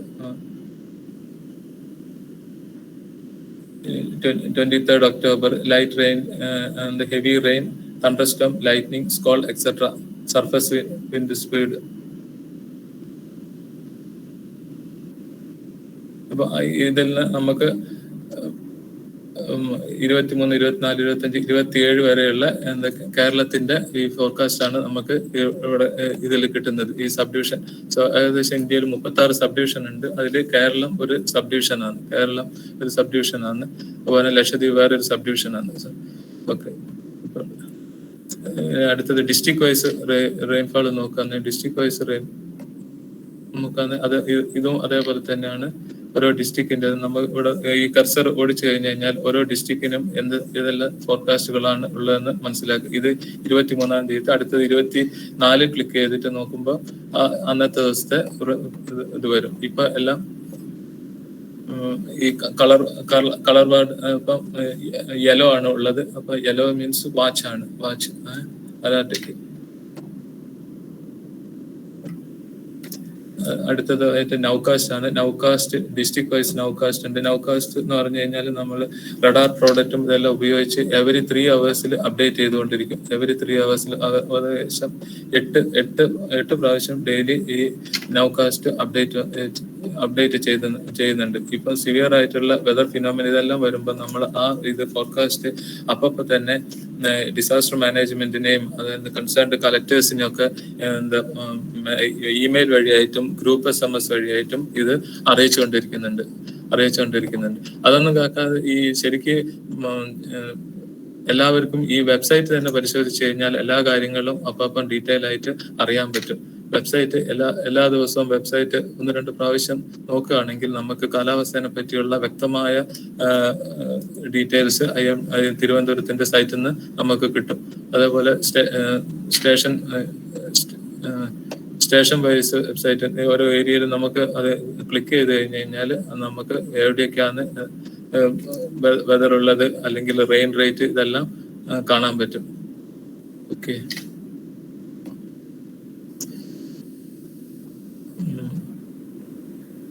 ഇപ്പം വെതർ ഒബ്സർവേഷൻസ്, ഇപ്പം ഡെയിലി ഉള്ള വെതർ ഒബ്സർവേഷൻസ് നമുക്ക് ഇപ്പൊ ഇന്ന് റെക്കോർഡ് ചെയ്ത ഇൻഫർമേഷൻ ആണ്. Today's weather record at 8:30 hours east 23-ാം തീയതി എല്ലാ സ്ഥലത്തിലുള്ള maximum temperature, minimum temperature, rainfall details, ഈ ഡിപ്പാർട്ട്മെന്റ് സ്റ്റേഷൻസിന്റെ റെയിൻഫാൾ ഡീറ്റെയിൽസ് ആണ് ഇതിൽ കൊടുത്തിട്ടുള്ളത്.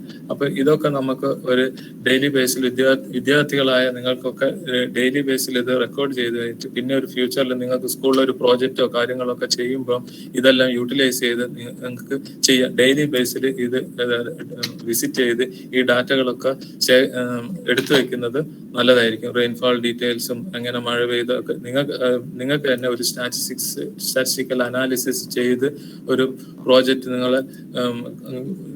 ഇതിന്റെ ഭാഗമായിട്ട് ചെയ്യാം.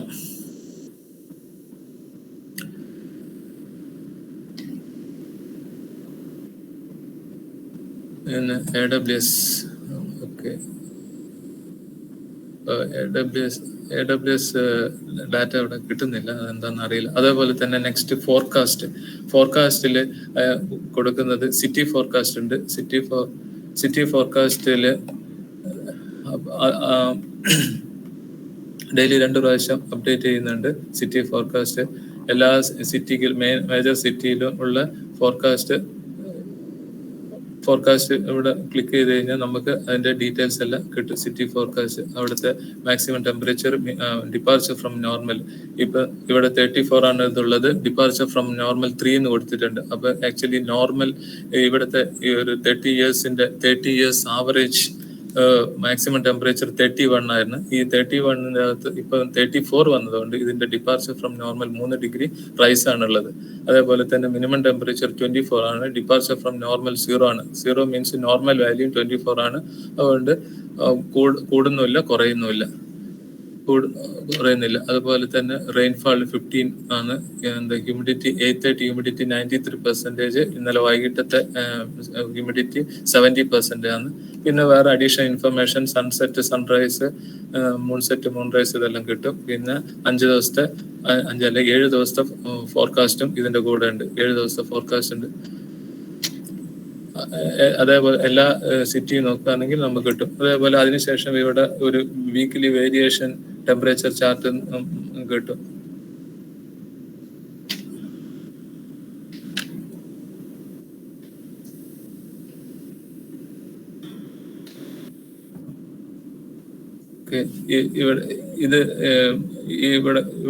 ഇതില് ഡേറ്റ് ആണ്. ഈ ഡേറ്റ് പ്രകാരം ഇതില് ഒരു നോർമൽ വാല്യൂ ഉണ്ട്. ഈ റെഡ് ആണ്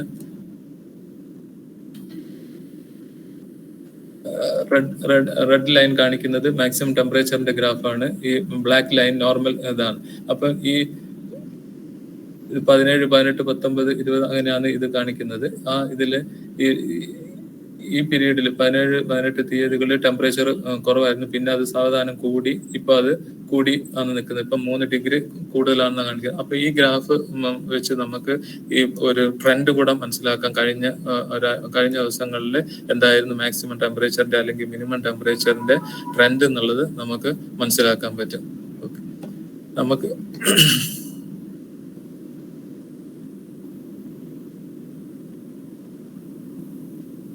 അപ്പൊ അതുപോലെ തന്നെ ഏത് സ്റ്റേഷനാണോ നമുക്ക് ഇൻട്രസ്റ്റ് വെച്ചിട്ട് എല്ലാം നോക്കാം. ഇപ്പൊ സപ്പോസ് നമ്മളിപ്പം ഒരു ടൂർ പോവുകയാണ്, ഇത് മൂന്നാറ് അല്ലെങ്കിൽ അങ്ങനത്തെ സ്ഥലത്തേക്ക് കുമരകം ഇതൊക്കെ പോവുകയാണെങ്കിൽ അവിടുത്തെ ഈ ടെമ്പറേച്ചറും കാര്യങ്ങളൊക്കെ നോക്കണമെങ്കിൽ നമുക്ക് ഇത് ക്ലിക്ക് ചെയ്ത് നോക്കി കഴിഞ്ഞു കഴിഞ്ഞാൽ നമുക്ക് അവിടുത്തെ ഒരു ഡീറ്റെയിൽ ആയിട്ടുള്ള ഫോർകാസ്റ്റ് കിട്ടും.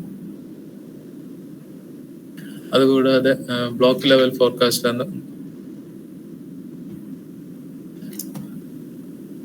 ബ്ലോക്ക് ലെവൽ ഫോർകാസ്റ്റിൽ ഓരോ ബ്ലോക്കിലുള്ള ഇത് അഞ്ച് ദിവസത്തെ ഫോർകാസ്റ്റ് നമുക്ക് കിട്ടും. 22, 23, 24, 25, 26 5 ദിവസത്തെ ഫോർകാസ്റ്റ് നമുക്ക് അവിടുത്തെ റെയിൻഫാൾ, ഓരോ ദിവസം വരാൻ ഒക്കെ ചെയ്യുന്ന rainfall, maximum temperature, minimum temperature, humidity, 1730 humidity, wind speed, wind direction, cloud amount, ഇതെല്ലാം നമുക്ക് കിട്ടും. കേരളത്തിലെ മൊത്തം ബ്ലോക്കിൻ്റെത് ഇതിൻ്റെ അകത്ത് ഉണ്ട്. ഏതെല്ലാം ഏരിയയിലാണ് വേണ്ടതെന്നുള്ളത് നമ്മൾ ചൂസ് ചെയ്താൽ മതി. നമുക്ക് ഇൻട്രസ്റ്റ് ഉള്ള ഏരിയ നോക്കിയിട്ട് നമുക്ക് മനസ്സിലാക്കാൻ പറ്റും. അതുകൂടാതെ ഡിസ്ട്രിക്ട് റെയിൻഫാൾ ഫോർകാസ്റ്റ് ഉണ്ട് കൊടുക്കുന്നത്. ഡിസ്ട്രിക്ട് റെയിൻഫാൾ ഫോർകാസ്റ്റ് ഓരോ ഡിസ്ട്രിക്റ്റിനും ഏകദേശം എല്ലാ ഡിസ്ട്രിക്റ്റിന്റെയും ഫോർകാസ്റ്റ് നമ്മൾ ഇത് വെച്ചിട്ട് കളർ കോഡ് വെച്ചിട്ടുള്ള ഫോർകാസ്റ്റ് ആണ് നമ്മൾ കൊടുക്കുന്നത്. അതും അതിന്റെ എല്ലാ കാര്യങ്ങളും ലെജൻഡും എല്ലാം ഈ ഫോർകാസ്റ്റിന്റെ താഴെ കൊടുത്തിട്ടുണ്ട്. ഇപ്പം ഗ്രീൻ കളർ ആണെങ്കിൽ നോ വാണിംഗ് ഒന്നുമില്ല എന്നുള്ള ഇതാണ്. പിന്നെ ഇത് ഓറഞ്ച് യെല്ലോ കളർ ആണെങ്കിൽ അത് വാച്ച് ബി അപ്ഡേറ്റഡ് ആണ്. പിന്നെ അലേർട്ട് കൊടുത്തിട്ടുണ്ട്. അപ്പം ഓറഞ്ച് കളർ ആണെങ്കിൽ കുറച്ച് അലേർട്ട് എല്ലാം കൊടുത്തിട്ടുണ്ട്. പിന്നെ റെഡ് ആണെങ്കിൽ നമ്മൾ ആക്ഷൻ ടേക്കൺ, അതൊക്കെയാണ് ഇതിന്റെ. റെഡ് വരുമ്പോൾ നമ്മൾ very heavy rain, scattered very heavy rain ഒക്കെ ഉള്ള സമയത്താണ് ഈ റെഡ് അലേർട്ട് കൊടുക്കാറ്. ഓക്കെ.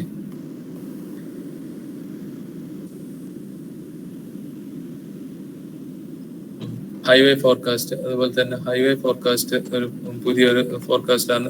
ഹൈവേയിൽ നമ്മൾ ഹൈവേ ഇതാണ് ഹൈവേയുടെ സിമ്പിൾസ്, നമ്മൾ പോകുന്ന റൂട്ടിൽ എന്തെല്ലാം ഉണ്ട് എന്നുള്ളത് ഹൈവേ ഫോർകാസ്റ്റിൽ കൊടുത്തിട്ടുണ്ടാവും. അപ്പം rain or thunder shower, light rain, moderate rain, അങ്ങനെ ഓരോ ഏരിയയിലും അതിന്റെ കൊടുത്തിട്ടുണ്ട്. ഇത് IMD തിരുവനന്തപുരം ചെയ്യുന്ന ഒരു പുതിയൊരു ഫോർകാസ്റ്റ് ആണ്. ഇതും ഡെയിലി ബേസിൽ അപ്ഡേറ്റ് ചെയ്യുന്നതാണ് ഫോർകാസ്റ്റ്. ഓക്കെ. അതിന്റെ താഴെ കൊടുത്തിട്ടുണ്ട് isolated heavy rain likely over highways all over districts of Kerala except, എവിടെയൊക്കെ ഒഴികെ ഈ ഏരിയയിലെല്ലാം ഒഴികെ ബാക്കി എല്ലായിടത്തിലും അത് ഉണ്ടെന്നുള്ളത് കൊടുത്തിട്ടുണ്ടാവും. നമ്മൾ യാത്ര പോകുന്നവരൊക്കെ ഈ ഫോർകാസ്റ്റ് യൂസ്ഫുൾ ആയിരിക്കും. അതുപോലെ തന്നെ നേരത്തെ കണ്ട പോലെ തന്നെ എക്സ്റ്റൻഡഡ് റേഞ്ച് ഫോർകാസ്റ്റും ഒരാഴ്ചയ്ക്ക് IMD കൊടുക്കുന്നുണ്ട്. എക്സ്റ്റൻഡഡ് റേഞ്ച് ഫോർകാസ്റ്റ് അതിൽ വീക്കിലി സിനാറി, കഴിഞ്ഞ ഒരാഴ്ചത്തെ conditions, actual rainfall, normal rainfall, അതിന്റെ ഡിപ്പാർച്ചർ കൊടുക്കുന്നുണ്ട്. അതുപോലെ തന്നെ സീസൺ തുടങ്ങുന്നത്, ഇപ്പോഴത്തെ സീസൺ 1 ഒക്ടോബർ ടു ഡിസംബർ വരെയുള്ളതാണ്. അത് 1 ഒക്ടോബർ ടു 20 തീയതി വരെയുള്ള കാലത്തെ ആക്ച്വലും നോർമലും അതിന്റെ പെർസെന്റേജ് ഡിപ്പാർച്ചർ, ഇതെല്ലാം അതിന്റെ ഡീറ്റെയിൽസ് കൊടുത്തിട്ടുണ്ട്. അപ്പൊ ഇത് നോക്കി കഴിഞ്ഞു കഴിഞ്ഞാൽ ആ കഴിഞ്ഞ ഈ പീരീഡിൽ ഏതെല്ലാം തരത്തിൽ മഴ പെയ്തിട്ടുണ്ടായിരുന്നു, അല്ലെങ്കിൽ ഈ കഴിഞ്ഞ ആഴ്ച എത്ര മഴ ഉണ്ടായിരുന്നു എന്നുള്ളതിനെ പറ്റിയൊക്കെ നമുക്ക് ക്ലിയർ ആയിട്ടുള്ളൊരു ഐഡിയ കിട്ടും. അതേപോലെ തന്നെ ഇത് പിക്ചോറിയൽ റെപ്രസെന്റേഷൻസ് ആണ് ഇത്. ഇപ്പം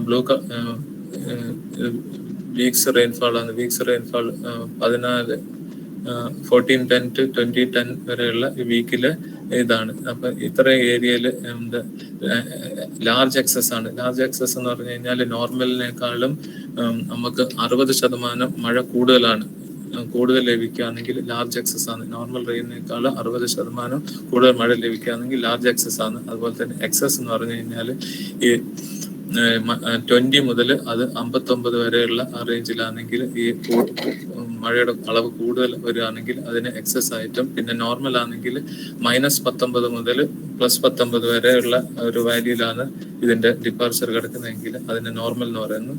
അങ്ങനെ ഇതിന്റെ ഈ ലെജൻഡ് എല്ലാം ഇതിൽ തന്നെ കൊടുത്തിട്ടുണ്ട്. ഡെഫിഷ്യന്റ് പറയും. ഡെഫിഷ്യന്റ് എന്ന് പറഞ്ഞു കഴിഞ്ഞാൽ -20 to -59 വരെയുള്ളതും, അതിന് മുകളിലുള്ള അതിലും കുറവാണെങ്കിൽ അത് ലാർജ് ഡെഫിഷ്യന്റ് അല്ലെങ്കിൽ സ്കാൻഡി റെയിൻ എന്ന് പറയും. Scanty deficient.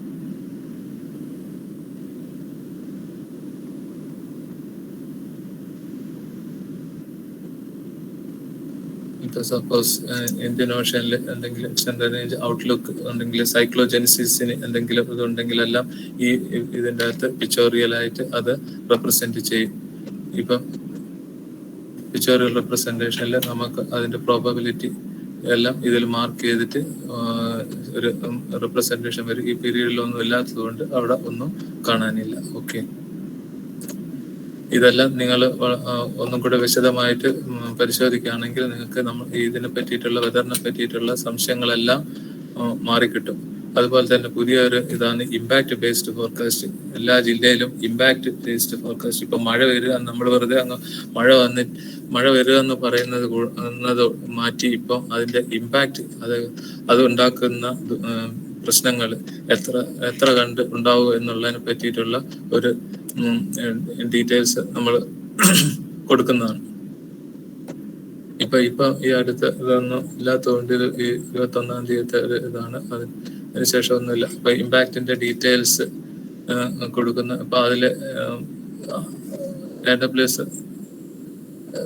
എവിടെയാണ് ഏറ്റവും കൂടിയ മഴ പെയ്തത് എന്നുള്ളതിന്റെ ഒരു ഡീറ്റെയിൽസ് ഉണ്ടാവും. പിന്നെ അതിന്റെ ഫോർകാസ്റ്റ് ഉണ്ടാവും. പിന്നെ ഇത് എന്തെല്ലാം ഇമ്പാക്ട്സ് ആണ് വരുത്തുന്നതുള്ള, ഇപ്പൊ ഇത് വിസിബിലിറ്റിനെ പറ്റി പറയും, പല ഡീറ്റെയിൽസും നമ്മൾ കൊടുക്കുന്നുണ്ട്. പിന്നെ അത് കൂടാതെ അതിന്റെ എന്തൊക്കെ ആക്ഷൻ ആണ് എടുക്കേണ്ടത് എന്തൊക്കെയാണെന്നുള്ളത് പറ്റിയിട്ടും പറയുന്നുണ്ട്. അതിനും ഇവിടെ നമ്മൾ കളർ കോഡ് ഉപയോഗിക്കുന്നുണ്ട്. Green, yellow, orange and red ഉപയോഗിക്കുന്നുണ്ട്. അതിന്റെ കൂടെ നമ്മൾ ആ സമയത്തുള്ള റഡാർ പിക്ചർ ഇതെല്ലാം എൻക്ലോസ് ചെയ്തിട്ട് അതിന്റെ റെയിൻഫോൾ ഇന്റൻസിറ്റിന്റെ കാറ്റഗറി എല്ലാം കൊടുക്കുന്നുണ്ട്. Okay,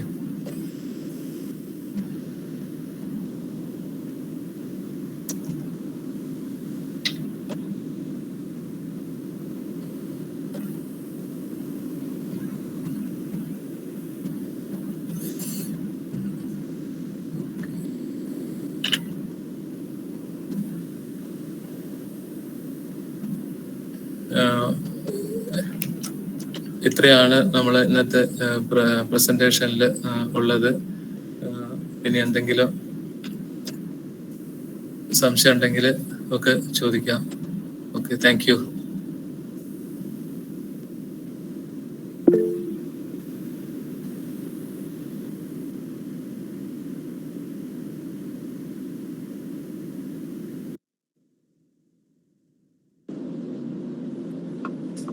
Good afternoon, Mr. Baburaj. It was a very informative presentation.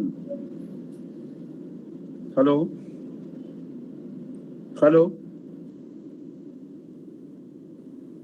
Mr. Baburaj, do you hear me?